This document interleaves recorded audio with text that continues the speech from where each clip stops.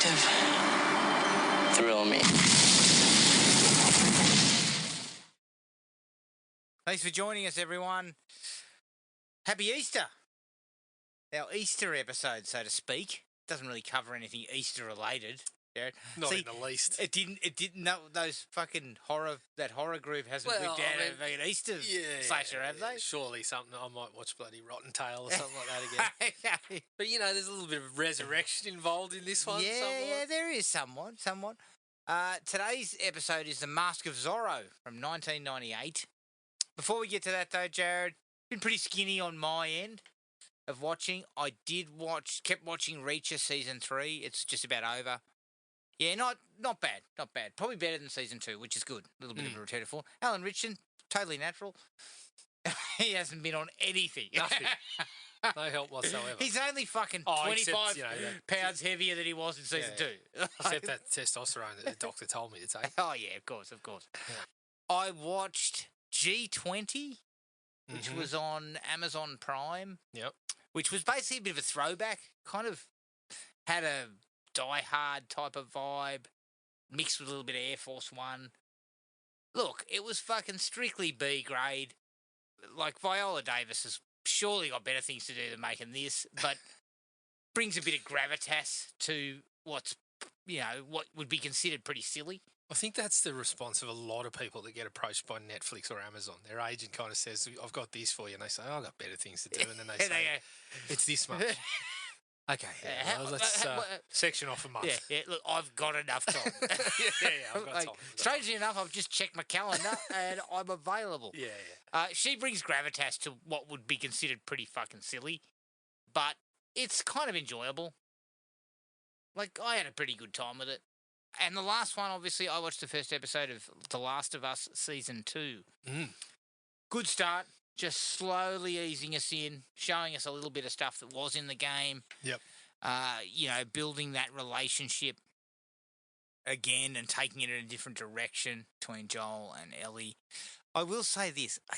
Something about Bella Ramsey's not working for me. Interesting. I don't know what it is. Maybe it's just because I haven't seen it for a while, because the first season is a while ago that I watched it. Just didn't quite... something felt a bit off. It's funny though, because I remember when they were first cast, I didn't think Pedro was up to it. No. Like, I kind of felt, where do we get Pedro from? Like, why have we got fucking Pedro? But then Pedro is pretty much perfect. Yeah. He's a perfect choice. I'm not saying that she's a bad actress, but I just feel like there's something not quite there. Yeah, if I recall season 1, she kind of turned me around to... Yeah. I was a bit of a fan of what she was doing. Maybe it's a slow build. I don't know. Maybe it's just something that, it just didn't quite pop for me on the first episode. But, it's back. I'm throwing out a theory. I think you've just hit the age where you see a young person, you're like, God, these people. Fuck. So, yeah, of course. Look, I'm back on this big time. Yeah. And as I said to my wife, Max, lock it in, 12 months. I haven't locked it in yet, but I have to, At the guess. discount rate of $180. I have to, Jared. I mean, fucking Zaslav grabbed your balls fucking immediately. Well, you pay fucking... well, you heard me ranting and raving about we don't need Max, and then I immediately subscribed to it because I saw that... I saw the price and I said, you've got to be fucking kidding me. You're going to give me $70 and then off? Underneath that, I see, this is the discount price. I said, what? Fuck. Better get on it now. It's going to cost you $260 a year, I think. Yeah, look, that's a hard pill to swallow. Zaslav, you've got 12 months. Don't worry, mate. Like I said, clock's ticking, motherfucker. No, he'll have sold it off for tax incentives in 6 months. Don't you worry about that. Possibly. But I will get on Max. Like, it's basically binge. I that's dropped the way binge. I looked at it. Yeah.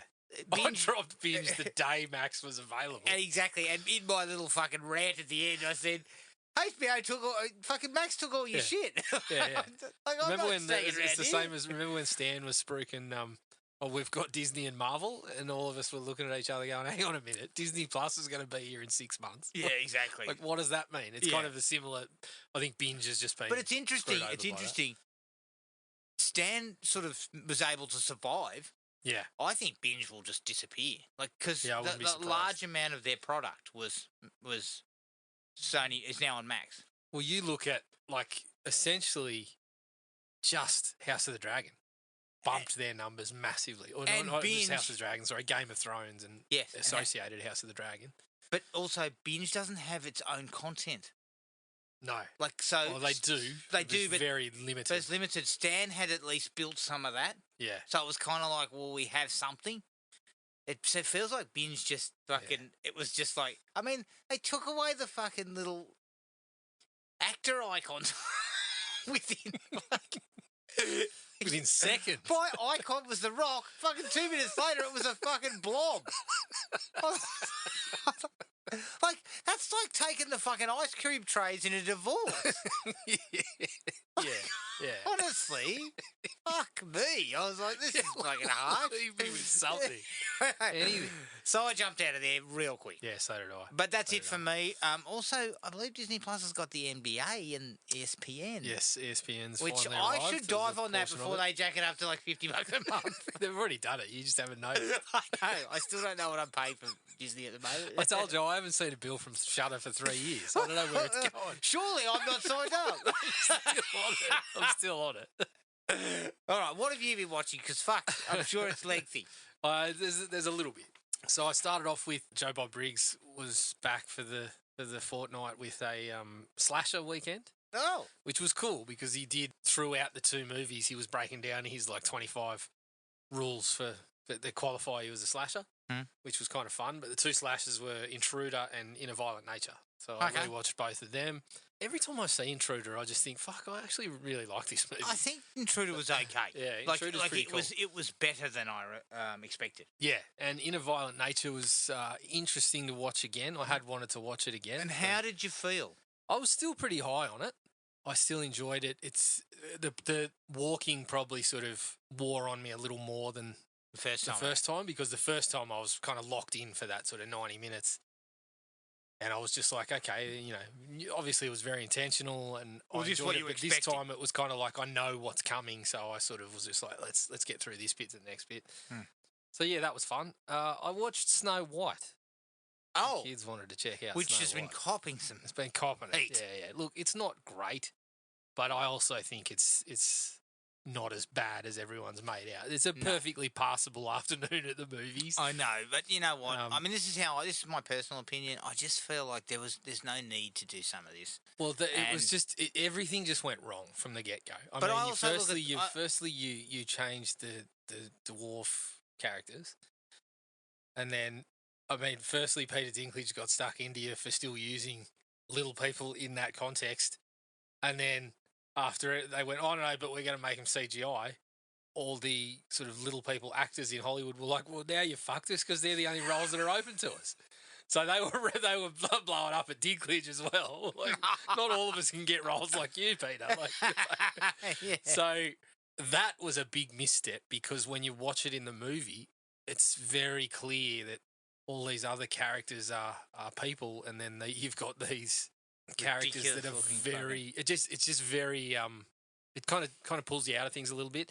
And not only that, but Dopey, who has a sort of big role in trying to reframe, hey, this person's not stupid and whatever, he's a fucking dead ringer for Alfred E. Newman. Which I could, every time he came on screen, I was fucking chuckling going, this looks like my kids obviously wouldn't know the name. I said, do you guys know Mad Magazine? Because this is him.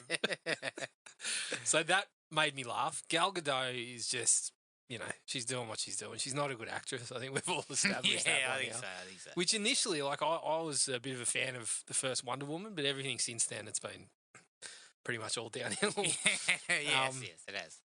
Rachel Zegler, I don't think is bad, but I could see how her performance could turn people off because it's very kind of Broadway and, you know, that theatrical or that sort of, that theatre sort of delivery is one thing, like when you're on stage and you're far away from people and you've got to do exaggerated facial expressions and all that sort of stuff.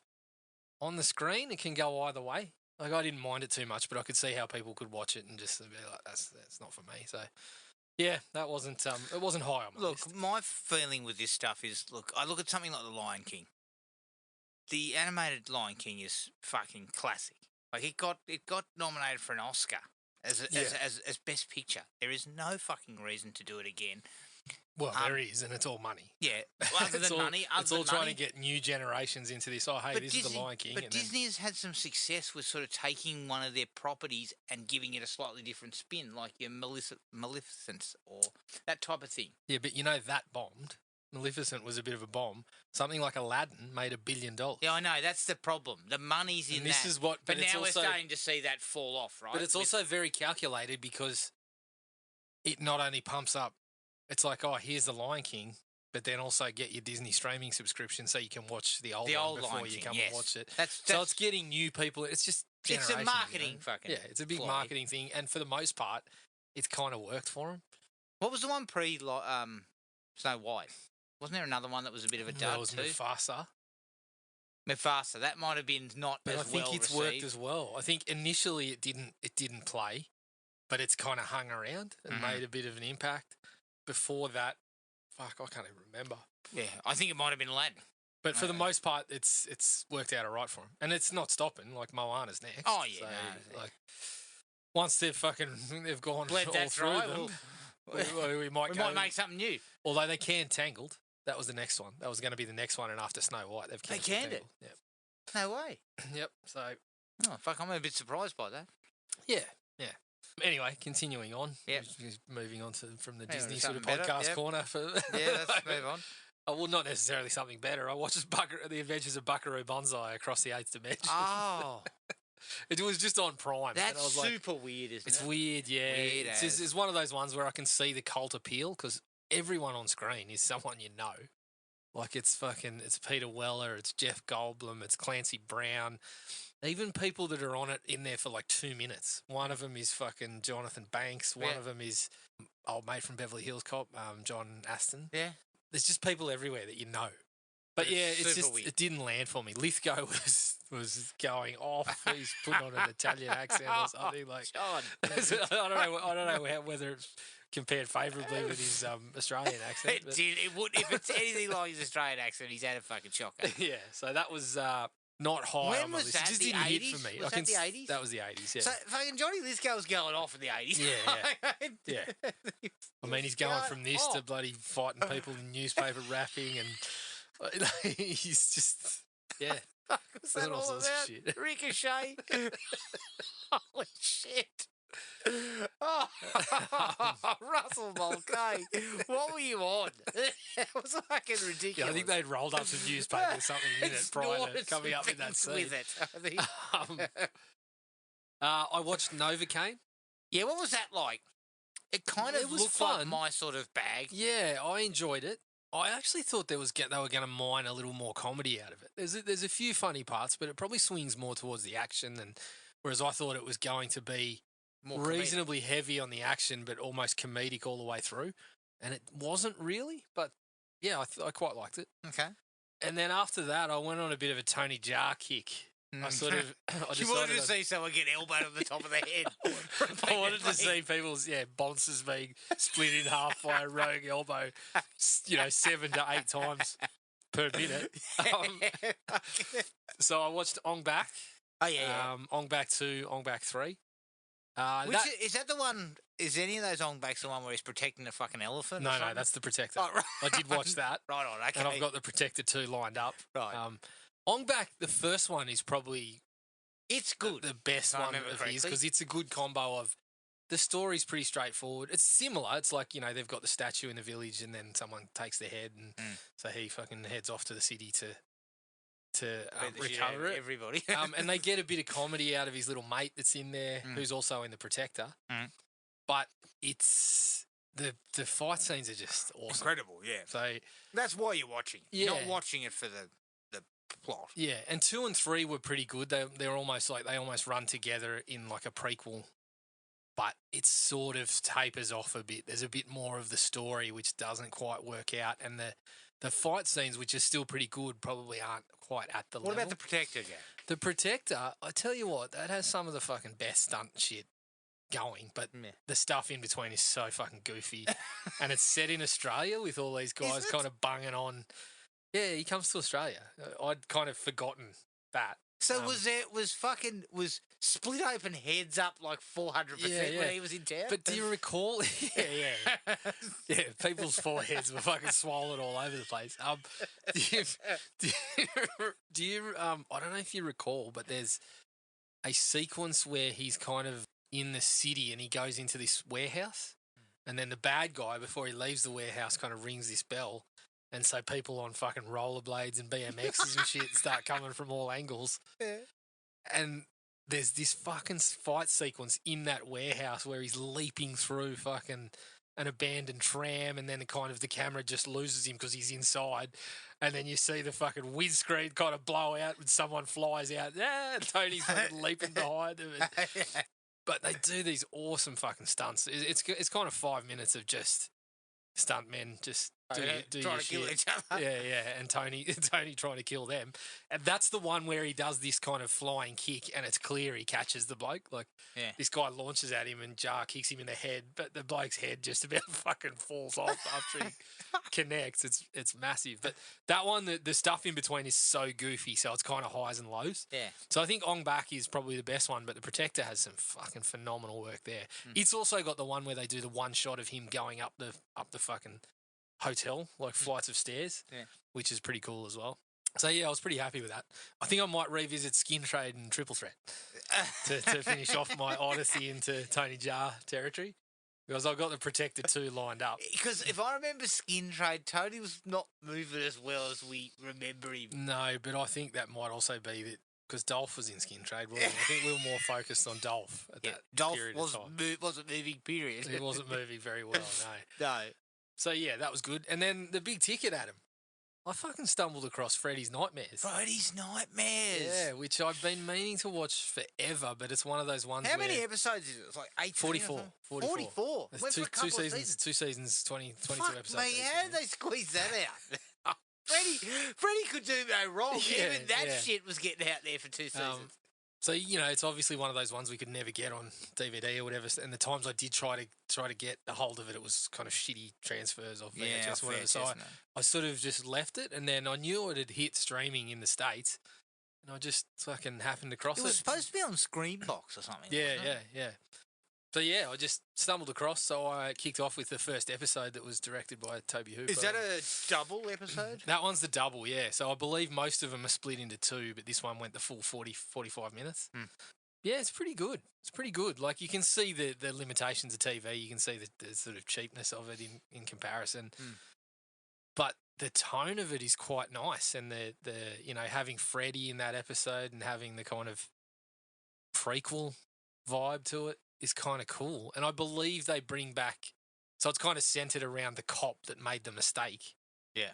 Who then gets involved in the vigilante side of things.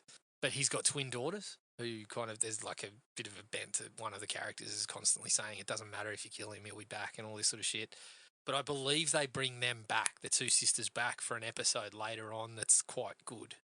Which both of those consistently rank in, like, you know, the episodes that people say, if you're just going to watch a few of them, watch these ones. Yeah. So I'm looking forward to that one too. I believe it's another one where Freddy's involved and then one of them's dreaming but waking up and whatever happens to her in the dream has happened to her twin. Yeah. In real life and shit like that. So I'm looking forward to catching some of the episodes and sort of wading through the muck to get to those. Wade through the muck, and I think there's wade through some Brad Pitt starring episodes that are pretty bad. Yes, I believe there's a bit of muck there. Yeah, there's. But it was that type of. But they're short and sharp, you know. Because they were on late at night too, so they could do whatever the fuck they wanted. Yeah, and you can go like, because it's 2-parters for the most part, you can just knock one out in 20 minutes and then fucking come back to it later. Yeah, that's right. I think it's going to be a fairly breezy watch in between. I think so. Skulls being split in half by headbutting elbows in the wrong place. Yeah, and I believe this is a safe sex episode with Brad Pitt, I think. Yeah. Some extremely weird shit. Yeah. But there's always, you know, the thing about those anthologies that I love is sometimes even the bad episodes have an ending where you're like, well, fuck, I remember that. Like, yes. Or like you come back but to also some of them have an idea that's actually interesting. Yeah. Even though it's shit. Yep. It's actually interesting. Was that everything? That was it. All right, let's take a break. Here's the trailer for 1998's The Mask of Zorro. He defied the law and became a legend. Zorro was a servant of the people. He did what was needed. Now he's needed again. Now he will train the next generation This is going to take a lot of work. and avenge his past. Tell her who her real father is. The truth dies with me. Antonio Banderas, Anthony Hopkins, The Mask of Zorro, rated PG-13.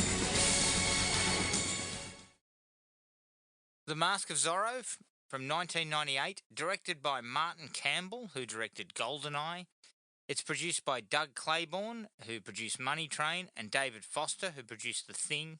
The story was by Ted Elliott, who wrote Shrek, Terry Rosso, who wrote Aladdin, and Randall Jansen, who wrote The Doors. The screenplay was by Ted Elliott, Terry Rosso, and John Erskine, who wrote Air America, and it's based on characters created by Johnston Macaulay. It stars Antonio Banderas as Alejandro/Zorro, Anthony Hopkins as Don Diego de la Vega /Zorro, and Catherine Zeta-Jones as Elena. The budget was $95 million. The box office was $250 million worldwide. Steven Spielberg declined to direct as he was busy with Saving Private Ryan. He stayed on as an exec producer. I believe it's also under the Amblin Entertainment banner. All right, Jared, Mask of Zorro. What are your thoughts?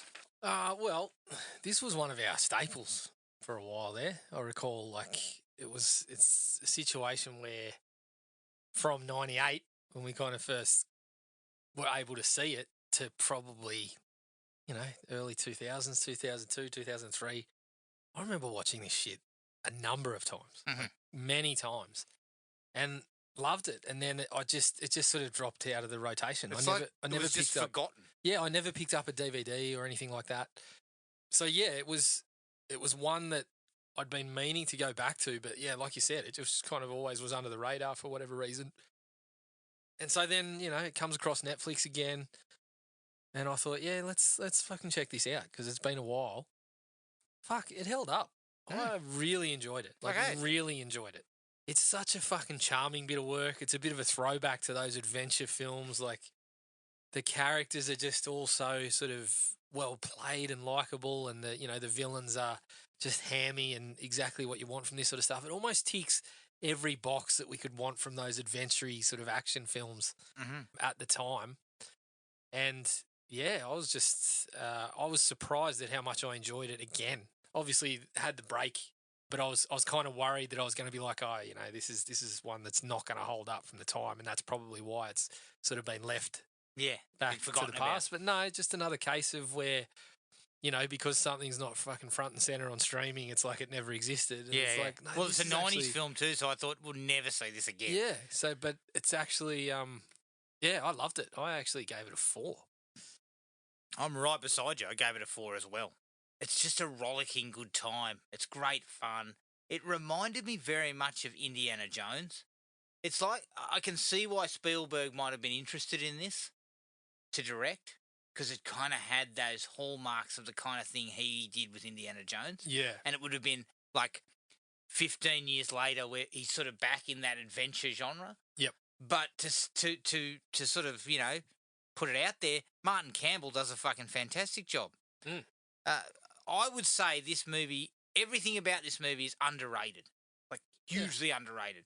From Campbell's direction to performances by Banderas and Anthony Hopkins, and just the fucking action, the humour, like all of it kind of hits really, really well. Yeah.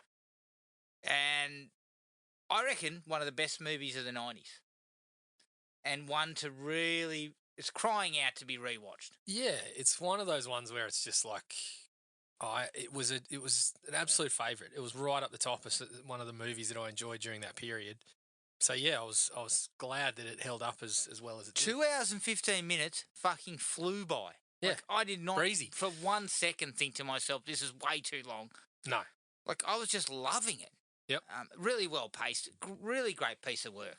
Yep. In my opinion. And straight out of the gate, the likes, an excellent cast.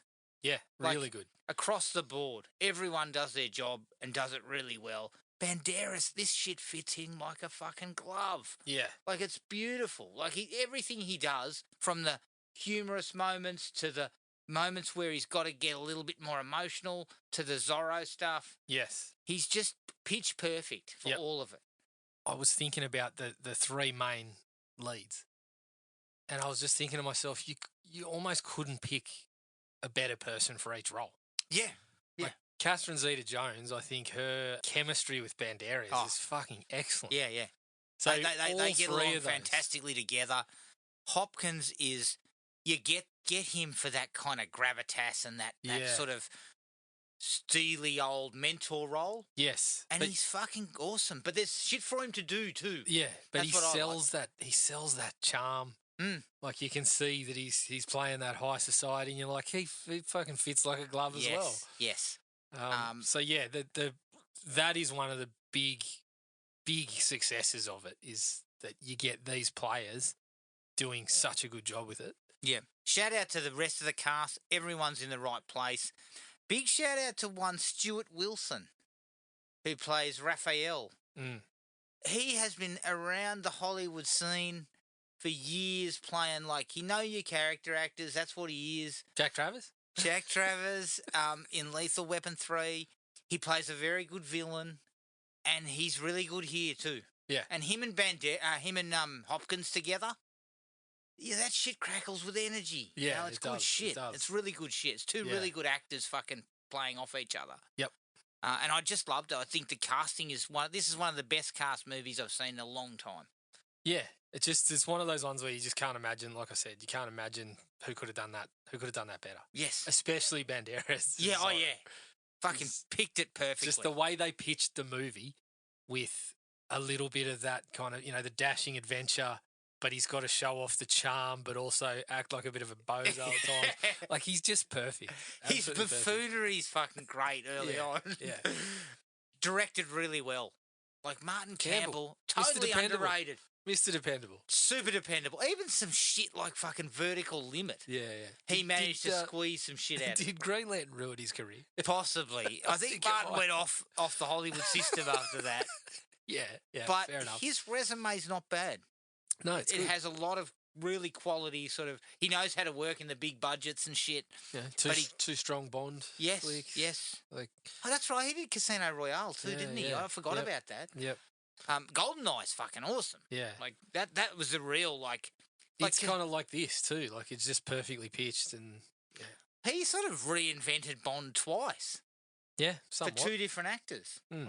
He did a pretty good job there. Yeah. He shoots the action scenes well. The fucking sword fights have got verve to them. It's happening. Style. Panache. He gets really good performances though, Jared, and that's what I look for these days when I look at my directing efforts. I think, did you get performances out of these guys? And you did. Yeah. Got really good performances out of them. Yep. He's also a bit of a deft touch with the humour. He finds the right balance for it. Yes. Really, really well Which done, is almost like an essential for this type of film. Like this swashbuckling stuff. You just got to have a little You couldn't bit of that. play straight. You can't play too straight. You have to know that we want to have a laugh a little bit here and there. Yeah, and it adds to the kind of exhilaration of it all. Like it's, I'm going to come straight out of the gate. Fucking opening seconds. Zorro walks out and goes, and does the fucking Z. Yes. I was just like, this is fucking badass. Yeah, well, it fit perfectly, given that, we knew his kind of background with Bond already by this point. I was like, this is fucking perfect. awesome. Yeah. It fits perfectly with Zorro. Like, yeah, that was excellent. That was cool. I enjoyed that too. Yeah, really cool way to open the film. Yep. Opening action scene in the plaza where he frees the three slaves, the three peasants who are going to be killed. Yes. It's just, again, touch of humour in amongst it. Yeah. He's sort of, making people look silly. He's fucking leaping around. He's, doing it. And then the kids get involved. They help him out. Yeah. And this is where you get the first sense that, okay, maybe it's not the pinnacle of blockbusters, but all the pieces are in play. We get the villain whipping out a line like, I just picked three peasants from the crowd. Basically, you're saying, okay, he's setting a trap for Zorro. We get the kind of the young kid that's going to become Zorro, which I think was a masterstroke, having like the old Zorro and the young Zorro. We get the adventure. But then we also get, this is, he sneaks a touch of the comedy in, like when, Zorro's about to get shot, the Padre just goes whack and elbows the bloke in the head. I like that. This is good. We're putting all the parts in play. Like, it nicely sets everything up. Yes. Okay, and he hands over the medallion to the kid. Yep. Right, so we know that's where we're going to see, when we see the medallion next, yes. that's where we're going to know that the new Zorro is going to be in play. And that's how old Zorro's going to know who to take under his wing. Yeah. Just really nice. But again, crackles with a bit of energy. Everything's happening. I really liked it. I thought it was a really nice setup. Yep, definitely. I must admit this too. I really liked, and again, this movie has that nice touch of like when we want to get a little bit deeper and a bit darker, we do it in a way that helps the story. Okay?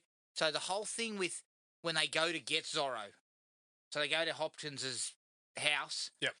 And a fight starts and fucking Raphael and him are duking it out. And a guy, one of his minions goes to shoot Zorro, and the wife steps in the way and gets shot in the back. Yeah. And fucking Raphael just turns around and knifes him immediately. Yes. Yeah. And then turns back and says, basically apologizes for it. Yeah. But I also love that line where he says, I would never. Yeah, I'd never hurt her. Anything to hurt her. And then Hopkins says, she wasn't yours to look after. Place to protect. Yeah, that's right. That was great. Yeah. Great really stuff. cool Like it's a darker element. But it's also, like, as you said, it's just a touch of depth to the villain, but also has set him up as a despicable scumbag. Yes. Within fucking 10 minutes. Yes. So it's just got that, from that moment on, all he has to do is smugly fucking rub it in that Catherine Zeta-Jones's character is his daughter. Yes. And we're for the rest of the movie, we're just going, "Oh, you bastard!" Yeah, you bastard. Yeah. And I think that it's a really nice touch. Yeah. I just think again, really well played too. Yes. By everyone involved. But also just the little touches that like everything early on is crafted that we know they're going to come back to it. And like I said, it's not the pinnacle of filmmaking, but they've just put all the pieces in play to a really decent standard. Yeah. So you've got the things that are going to come back about his that are going to help Elena remember, or not remember, but sort of confirm that what he's saying towards the end. Yeah. You've got the flowers on the bed, you've got him singing to her, you've got the housekeeper, like it's all sort of, or the nanny, sorry, it's all they're putting all these parts in play that are going to come back later. Yeah. It's really well and naturally done. Yeah. I think that's another important part. Yeah. I love when we first meet Antonio and the brother getting dragged along by three-fingered Jack. Yes. And the whole, like, you feel like they're going to fucking hand it over because they're criminals. Yeah. And then it's a double cross. Yep. And I just love the fucking reactions from them all. Like, and again, playing up that kind of stupidity of him. Yeah, and playing up like to 200 pesos a peach. Yeah. 200 200 pesos, I'm worth more than and that. they're like, no, that's together. And they're kind of like, oh.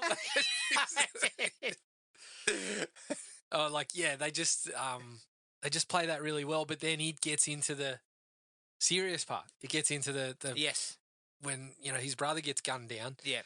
I love the fact that we set up a villain for both of the Zorros. Yes, and it's like, get rid of the body, keep the head. Yeah, yeah. And it's sort of impactful. Even though we've only known the adult brother for 2 seconds, the rest of the stuff that they've kind of set up prior, again, even though as a kid he's only on the screen very briefly, it has an impact. Yeah, I really liked it. I thought it was a nice way to meet them. Yep. And it gives him something to get revenge for. That's always going to be in the background. Yep. I don't know why, but I couldn't fucking stop laughing when we get all the prisoners proclaiming to be Zorro. Yeah. No! I am Zorro! And they're all fucking like got rotten teeth and shit. Yeah. It's playing it plays on that Spartacus thing, but also, like you said, it's got a strong touch of humour there. I couldn't stop laughing. Yeah. Well, Black Light's there going, no, and delivering this fucking monologue about how he's Zorro. Yeah, that was very good. It was great. I thought some of that was really funny. And then that goes into the little escape sequence from prison. Fucking short and sharp, but exactly what you expect from these movies. Yes. Loved it. Absolutely loved it. Nice little way to tight little bit of work. Yeah, agreed. And then I really like when him and Antonio first meet. Yeah. You know, he wants to kill Captain Captain Love, Love, yep. but Hopkins kind of stops him and says that, that, you don't want to do that because you're fucking drinking. And then Antonio fucking whips, starts fucking waving his sword around like a dickhead in front of him. Yeah. And then he just kind of parries him away like he's fucking nothing. Yeah. I really like the way that's done. But you know, the thing that makes that work too is like the sword play allows it to be believable that Hopkins at an older age is just going to hand your ass to you. Yeah, exactly. Like Yeah. I like everyone's whipping out the sword and on guard. And so it kind of allows Hopkins to just be king shit. Yes. Without us ever going, hang on a minute. Yeah, like, he's a bit old. His reflexes would be slowing and all that sort of stuff. Like, yeah, absolutely loved it. Absolutely loved that. And, as expected, they dip into a training montage, but they do it early, which I like. Yes. And the use of humour to sell how unprepared he is. Yeah. And there's a there's a number of, like, he's like, do you know what to do with that? Hey, you take the pointing end, you stick it in. Yeah. And then it's not long after that where he makes a big show of kind of pulling the gloves up and then starts whipping the sword around and then and knocks it out again. Like, so good. And he's he just kind of goes, I think we're going to need a lot of time. Yeah. But I like that. We quickly bring him into being kind of not capable yet, Jared. He's not fully capable. Yeah, which again is a classic kind of. But he's better thing prepared in these movies. But with the humour that they play it with, it's fucking so entertaining. Like the whole first night out. He's trying to steal the horse. Yeah, trying to steal the horse, and he fucking gets in the barracks, and then that moment with the big guy where he fucking gets stuck punching on with him. And, but even when I just love for that short stretch, even when he does something right, there's a fuck up just around the corner. Like, yeah. But then I think the pinnacle is when he gets fucking in the confession box. Yes. And Catherine Zeta-Jones come in and we start to sort of develop their chemistry. But that bit, I don't know why, it's so simple and I've seen it so many times, but when she goes, I've broken the fourth commandment, and he gets this look on his face and he goes, you'll kill somebody? Like, that's right. I He's just fucking laugh guessing. every He's time. just guessing what the fourth commandment kill somebody? is. That's not the fourth commandment. Yeah. That's where, as you said, that's where you see how fucking perfectly pitched he is for this role. Yeah. But I also like the fact that whole sequence where he does try and get the horse, it means he's kind of his cockiness has gone up, but his ability's still pretty fucking low. Yeah. And I mean, like we get that portion. Obviously, it's around this part where he jumps off the roof and misses the horse, and he's yelling at the horse, going, "Come here!" Yeah, but also we just here. A dash of that. We've got a little bit of the action. We've got Captain Love comes in and drops that really good line about when the priest goes, "This is the house of God," and he goes, what does he say? He says, "Oh, don't worry, Padre. We'll be gone by the time he gets back." Yes. And I was just like, they're playing these villains really nicely for the small parts there on screen. I really liked it. Yep. The dance sequence. Yes. That's where we kind of also get sort of charming Zorro, because he's trying to teach him. You fit in with high society. You got to fit in with high society too if you want to get on board here. Yep. And the whole thing about Hopkins playing his kind of like servant, and he says, "What happens if he recognises you?" He goes, "He won't look the servant in the eye, so he's not going to look at me." Yep. I like that. I think the dance sequence was. That's how you build the chemistry. You get that chemistry together with that. And it gives works him really a chance, like, where Captain Love's like, we were dancing, and he's like, you were trying. She was succeeding. Correct. Fucking just excellent. Yeah, I love that. Good. I love that. But yeah, as you said, it's sort of... We build that chemistry between them on the dance floor. We build the chemistry, and then I love where Raphael walks back in and Banderas starts playing like... I wasn't prepared for that sort of shit. Your daughter's very, she's a very vigorous dancer or whatever he fucking said. Very spirited. She's very spirited dancer. No, he does say vigorous. No, so she says vigorous later on. I think he says she was a very spirited dancer. Yeah, that's right. He's like putting on fake kind of, like he's puffed and sort of like, Jesus. I loved it. So I loved it. I thought it was fucking fantastic and a really cool way to build it without having to do a lot of talk. Yeah. But again, you take the chemistry with the actors there. After they finish doing the fucking the Tango de la Muerte, you buy that these two are into each other. Yes, yes. Like, even though she's kind of getting snarky with some of the comments that he's making. Yeah, and but she's obviously, into as him, she we likes know, him. you can tell there's, she's digging something about him, and we know, oh yeah, you'd really like him if he wasn't putting on this, this high shit. society. Yeah. I like the fact that we don't get the nefarious plot they're running, which is we're going to buy up California using gold stolen from El Dorado, which is on the the land of the guy we're buying it from. Yeah, simple, pretty effective, straightforward, and they sell it, and we're using the peasants to fucking mine the gold. But they sell it with a couple of people that we know as part of the group. Yes, they sell it with fucking Three Fingered Jack, and then the priest is in amongst them, and yes, so it's like really straightforward. We're using what you already know, characters you've already kind of developed a little bit of some affinity connection for, with, yeah, and that's how we're going to do it. And then we shoot Three Fingered Jack. Yeah, so we give again another reason for Antonio to get involved, like more so than ever. Actually, no, there's a scene before that with Anthony Hopkins and Catherine Zeta-Jones with the horses. Yes, which is really good. Yep, which is really, really good. You build that connection between them. You sort of showcase that maybe he's her dad. You know, like you know that he's her dad, but she doesn't. Yeah, and you slowly kind of opening up because she says something to him about, haven't I seen you before? I met you before. Yeah, your voice. Yeah, your voice is very familiar or something. And again, there's a really nice chemistry between them. And it's a really, and he sort of sheds a tear at the end of it. Yep. She walks away. Just well acted. That's why you hire these sorts of people. You get them there because they know what to do when you have to do these type of things. And I think it plays well with what we're doing. Very well. Captain Love showing his head to Antonio. Yeah. I love the way he reacts though. Yeah. He doesn't fucking blow a gasket or fucking do. He drinks out of the. You might have dysentery now, idiot. Yeah. You're going to be crook. But I like the way he knows Zorroing tonight. You'll jump on the horse. Yeah, he goes, I can't do anything tonight. I'm going to be on the toilet.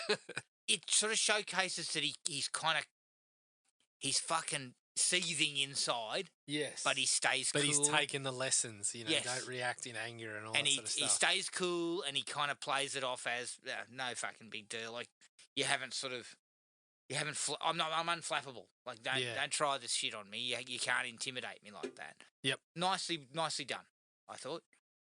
Although it is fucking unsanitary. It's not hygienic to put someone's fucking head. When was the last time you changed that water? It wasn't water, it was wine. Now if I'm desperate, if I've drunk everything in the house and I'm looking around for the fucking Chivas Regal, yeah, it's not around, and I find a head in a jar full of wine, I might drink it. Well, it tastes a bit like Old Smuggler, to be honest. Yeah. So basically, I've drunk head wine before. Exactly. Fuck. I like the scene of like they find the big Z burned into the hillside. Yes. So it sort of says Zorro's back. Yep. The villains are shitting themselves. Yep. But the people are also like, fuck, he's back to help us. Yeah. I really like that. And you see the villains sort of shitting themselves. I'm like, fuck, what's going on? But I love, it starts out that they all fucking race off there and it's like the double cross of kind of where, it's not the double cross, but, they're playing with the two Zorros. We've got one up on the hill and then the other one sneaking in. And pretty straightforward, but I liked it. Just like most of the things in this, even when they just play those cards that are pretty standard and we're like, we've seen this a million times, it just works. But again, the classic thing of, it might be sort of standard, but it's how well you do it. Done well by good actors, how well a good director. Yeah. And then those sword fights in the hacienda against Captain Love, then against fucking Raphael, then both of them. Yeah. Like, I think, again, there's a little bit of that kind of him sort of ducking and diving, kind of like Jackie Chan-esque. They never lose touch of what, obviously we're not hugely familiar with Zorro, but no. I've had a bit of a dip into some Zorro comics and whatnot, but they never lose touch of what that character is. It's always the dashing, smiling kind of rogue. He's constantly getting surrounded by 4 or 5 guys and then just doing something to get out of it. Yeah. And that's kind of exactly what you expect from this. Yeah, absolutely. And I think that most of them are successful in doing. It's very successful in doing that. Yep. I like the sword fight between him and Elena in the stables. It again builds on that chemistry Yes. of him kind of like thinking her a bit like, he's flirty with her, but she's actually pretty deft with the sword, so he's sort of got to take her on. Like, I like that. I thought, really again, cool. it just sort of touches on these two are into each other. She doesn't know necessarily he's the same fella. No, and that's the bit where she's kind of like, oh, he left. He was very young and vigorous. Yeah. Very vigorous. Raphael goes, vigorous? Yeah, I like that. That's fucking funny. That was very cool. Yeah. When he falls off his own horse by running into a fucking tree branch, he takes off at 1,000,000 miles an hour and goes, boom, gets fucking taken.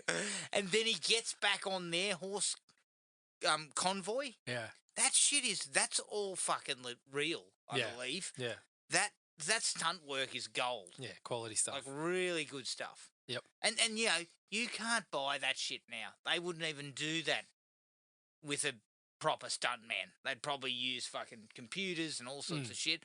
So that's what I love about it. It has that kind of old school feel still about it. Yeah. And that says how well you're going, that you can get me with a bit of slapstick like that, and I'm fucking all for it. And again, Zorro's fucking been doing this for a little bit, so you think he'd be a little bit more adept, but he fucking just runs into a tree branch like an idiot and falls off his fucking horse. So again, they don't mind sort of playing around with that. Yep. And you laugh at Zorro, but it's kind of good natured sort of stuff. Yes. Yep. Which I really enjoyed. The showdown between Hopkins and Raphael, where Elena's finally told that he's her dad. Yep. Again, really well acted. Brings things back around from the start. And it's just a good sequence all round. Good payoff. Good payoff. And my last one, it's a long one, but the finale's just fucking awesome. Yeah. Like, everything's blowing up. There's fire everywhere. There's fucking sword fights all over the place. Yeah, yeah. He's coming down the hill on a shovel. Shovel, yeah. Really cool. And then the final sort of, you get the villains by attaching Raphael to a fucking cart full of gold bars, then sending him off the edge, and he lands on top of it. I fucking love. Yeah, like, really satisfying death. It just really gets them both, and I thought that is just the way to fucking send them out. Because they were both in the midst of what was going on, but we were cutting back and forth between Love and Alejandro, and then Raphael and Don Diego. Yeah, and it's just like, this is fucking great. Yeah. And then to bring the pair of them together in that way at the end was like, it's just super satisfying. It's very satisfying. And then obviously the passing of Don Diego at the end, it has some weight. There's a bit of weight. Yeah, definitely. And that's important. Like, you need to be able to say that we cared. We actually gave a shit and we didn't want to see this to happen. Yeah. And I think that's good. That's what you wanted. Yeah. And it's satisfying to sort of expect. Like, I kind of expected that. Oh, to sort of be there. Some level where you think, it's going to be short-lived. But I think that you felt that. You felt that a little bit. Yeah. I had nothing else. No, that's pretty much it. I mean, you described it as underrated. My one word would probably just be fucking charming. It's just a charming flick from top to bottom. Yeah, top to bottom. Loved it. Would watch it again anytime. Yep. Dislikes are minimal. Minimal, yes. Pretty minimal. Clearly not Anthony Hopkins doing his stunt work at the start. No. Hell. I believe he just had fucking laser surgery on his back to be able to do the roll or something. Oh, so when he's leaping around, you're like, Jesus. No, not him. Yeah, not him. Definitely not him. But, look, that doesn't really hurt. I did not expect Anthony Hopkins at fucking 60 or whatever he would have been to be doing his own stunt work. If you can get me to an Indiana Jones movie when Harrison Ford's 80, I'm a pretty easy sell. Yeah, I can cop it. But Hopkins looked fucking spry in comparison. Yeah, exactly. Yeah. I mean, fucking Harrison. He doesn't care. I am never going to watch that movie again. Fucking hell. You know what? That's fucking elder abuse. Allowing him to make that film is a form of elder abuse. Yeah, at least in the latest Marvel one, he was mostly CGI when he had to get above a walk. Exactly. And again, Harrison would have expected a fucking briefcase with a large amount of cash in it. briefcase, And that would back up the truck to the house and I'll turn up and give you, not my best. I'm professional, but I'll be that'll there. be- yeah. I can promise you I'll be there. That's all I can promise you. I'm not quite sure how we got a guy by the name of Don Diego de la Vega, played by a fucking Welshman, and a guy called Don Rafael Montero, played by an English/American. Yeah, well, it was going to be, I think Connery was in What? in talks again at one stage. So Jesus Christ. Imagine that. we're not worried about realness over there. Oh, my Fucking word. hell. Sean Connery in there. I love Sean, but fuck, that wouldn't have been as enjoyable. Somehow. I also love that Don Diego de la Vega does not bother to do anything but fucking his A tan. English, a tan, and his English accent with a little bit of an American twang. He's slightly over 10. He Oh, looks like God. a roast chicken. He does, he does. Jared. Oh, look, although I think Captain Love had a couple of nice moments, he doesn't quite make much of an impact for me. He didn't No. leave behind as much as I would have wanted. No, and it's like it's And that's not the actor's fault handful in any of way, moments. shape or form. it's I a think the handful of acting is moments, and they're basically every time he's on screen, he's just got to be just an ass, fine. Yeah. and he does that. But There's yeah, no it's shade to him, but yeah. you probably didn't expect it. less of an impact when you're not pinching people's children to raise for yourself, Yeah, things like that. I guess. I mean, Well, our we've got major that as villain was a comparison. real bastard. Yeah, So. yeah. So that's that's one reason. I was a little sort of. There's a little bit of Clark Kent to it, where it's the classic case of anyone who's had a chat, just a fucking brief chat with Don Diego de la Vega, and then sees Zorro up close or hears him utter a sentence, is like, That's the guy. that's Don Diego. yeah. What are you doing here? I mean, at least Batman tries to throw a growl on when he's fucking Yes. talking or something. Yes. But yeah, as soon as he chats to Don Raphael, you're like, he would know. Yeah, He would know. He would know. And it's kind of the same goes for Alejandro when he rolls up on the captain for the first time. But to their credit, they kind of insinuate that he fucking worked that out pretty quickly, Yes. like with the head and the wine. Yeah. You do understand that he knows, or we think he knows. Yes. Or he's at the very least cottoning on to something about Yeah. Alejandro that's not Yes. normal. But but it has that Clark Kent vibe, which that's fucking really hard to. It is. To It sort. is. It is. It is a little bit hard Because to... when your only fucking disguise is a fucking thing over your eyes, Yeah. Yeah. it's difficult to sort of say, well, nobody would have known. No, that's right. And you just got to go with it. You just got to run with it. I'm also unclear as to how Raphael didn't know where De La Vega was in the prison. I know he had to leave, but wouldn't you have kind of said, this guy, you Keep put hold of him this in this cell motherfucker. on his own? I got a like, he's better really- idea. Just shoot the guy. Well, Like- he wanted to, I get the whole, I'm going to leave you alive so you can see and Sort you of- can live knowing Yeah, that. and you can seethe. Yeah, yeah. And realise I took your daughter. So I'm all good with that, but I would have thought before he left, he's like, keep an eye on this one. Put him in like a double fucking stacked Yeah. room. So that next time when I come back and a fella of a of a darker persuasion just starts ranting about how he's Zorro, I quickly know it's not him. Yeah, it's not that dude. Not that dude. The Yeah. last one for me was that there was no need to remove Catherine Zeta's clothes with his sword. Like, I just felt like, in a way, it undercut her, like, because they were having a decent sword fight, and she was sort of seen as the being job was sort pretty of done. decent. The We job didn't- was sort of done. We didn't need that. It just But it felt was- like a little bit extra, which wasn't necessary. Yeah, it's one of those moments where you look at and you're like, yeah, if that was put out on screen now, there'd be a few articles written about Yeah. written about it. And Yeah, look, I at can the see end of what the you're day, it spoils nothing. But just for me, it just was like, well, we got what we wanted out of that. The flirting, the chemistry again. But we also got that she could handle a sword. Yes, And gave yeah. him a bit of a fright. So I think I guess the thing that I looked at this time, I was kind of like, oh, he's done it so that kind of when, not he's done it, but it's been written as such, not for like crude purposes per se, but so that when everyone else walks in, they all kind of stop and they're like, "Oh, Yeah, what's exactly. going on here?" Yeah. Like, it's I think you're it's- correct in that. I think Yeah. that's what the intention was. So I thought, Slow everyone down. Like everyone goes, fuck. yes. What And you happened to you? see the look on Don Raphael's face when she starts talking about, he's young and vigorous and all that sort of stuff. Yeah. It was It's- played as kind Again, of it's played a as a light comedy gag. film, light gag, but yeah, I can see that. I see there's probably a few issues around there. I also want to know, again, this is a small gripe, Mm-hmm. but Don Diego's house burns down, his wife is killed, him and his daughter seemingly disappear, Zorro disappears. How does no one put that together? Let's put the 2 and 2 together. yeah. Nobody says Zorro. Oh yes, we know now it was Don Diego. I mean, he could still get away with wandering into that town and people being like, "Don't know who the fuck you are." We've played that.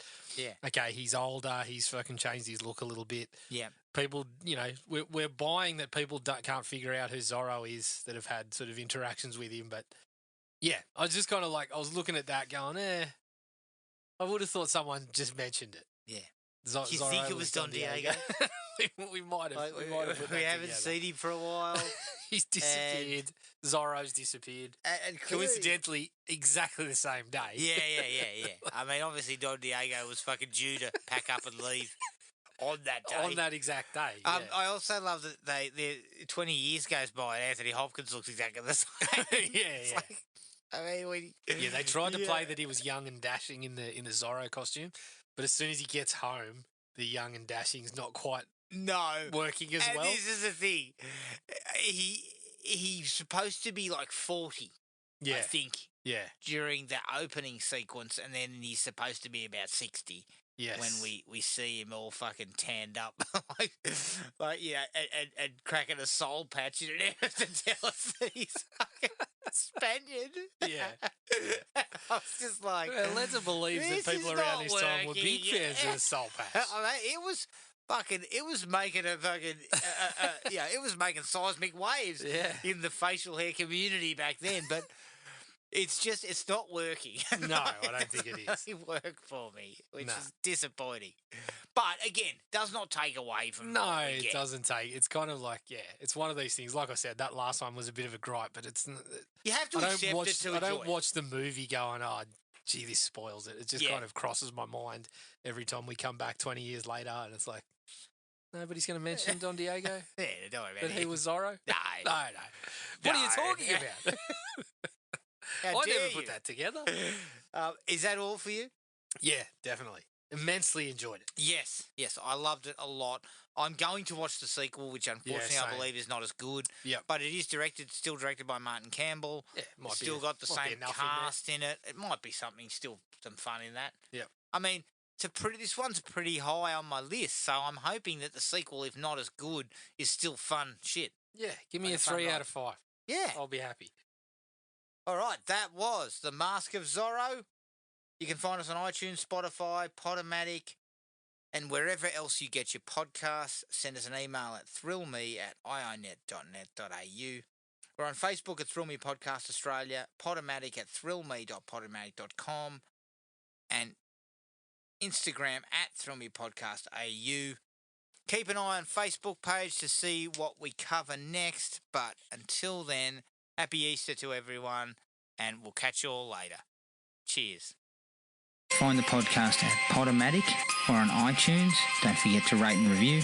Like us on Facebook at Thrill Me Podcast Australia, or contact us at thrillme, all one word, all lowercase, at iinet.net.au.